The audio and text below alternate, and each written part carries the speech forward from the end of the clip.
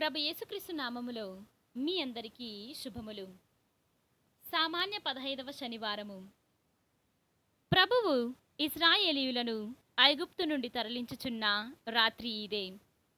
మొదటి పట్టణము నిర్గమాకాండము 12వ అధ్యాయము 37వ వచనము నుండి 42వ వచనం వరకు. ఇశ్రాయేలీయులు రామసేను నుండి సుక్కోతునకు బయలుదేరిరి. వారందరూ 6,00,000 కాల్భాగముగా వెడలిరి. వారి స్త్రీలు పిల్లలు ఈ లెక్కలో చేరలేదు. పలు అన్య తెగల వారు అసంఖ్యకముగా వారిలో వచ్చి చేరిరి. లెక్కకందని గొర్రెల మందలు గొడ్ల మందలు వారితో వెళ్ళెను. ఇశ్రాయేలీయులు ఐగుప్తు దేశము నుండి తెచ్చిన పిండితో పొంగని రొట్టెలు కాల్చుకొనిరి. పిండి పులియక ముందే వారు ఐగుప్తు దేశము నుండి నెట్టివేయబడిరి. దారిలో తినుటకు తిండి సిద్ధము చేసుకొనుటకవైనను వారు ఆ దేశమున నిలువలేకపోయిరి. ఇశ్రాయేలీయులు ఐగుప్తు దేశములో గడిపిన కాలము 430 ఏండ్లు.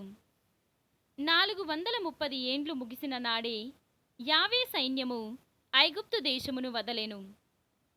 ఐగుప్తు దేశము నుండి తమను తరలించునందులకు ఇశ్రాయేలీయులు యావేకు ఆచరింపదగిన జాగరణ రాత్రి ఇది. ఇశ్రాయేలీయులు తరముల తరముల వరకు యావే పేరిట ఈ రాత్రి జాగరణము చేయుదురు. ఇది ప్రభువు వాక్కు. సర్వేశ్వరునికి వందనము. భక్తి కీర్తన. అతని ప్రేమ కలకాలము ఉండును. ఈనాటి సువిశేషము పునీత మత్తయ్య గారు వ్రాసిన సువిశేషము 12వ అధ్యాయము 14వ వచనము నుండి 21వ వచనము వరకు. పరిసయ్యులంతట వెలుపలికి వెళ్ళి ఆయనను ఎట్లు అంతమొందింతమా అని కుట్ర చేయసాగిరి. యేసు అది గ్రహించి అచ్చట నుండి వెడలిపోయెను. అనేకులు ఆయనను వెంబడించిరి. రోగులనెల్లా ఆయన స్వస్థపరచి తనను గూర్చి తెలపవలదని వారిని ఆజ్ఞాపించెను. యెషయా ప్రవచనము ఇట్లు నెరవేరెను.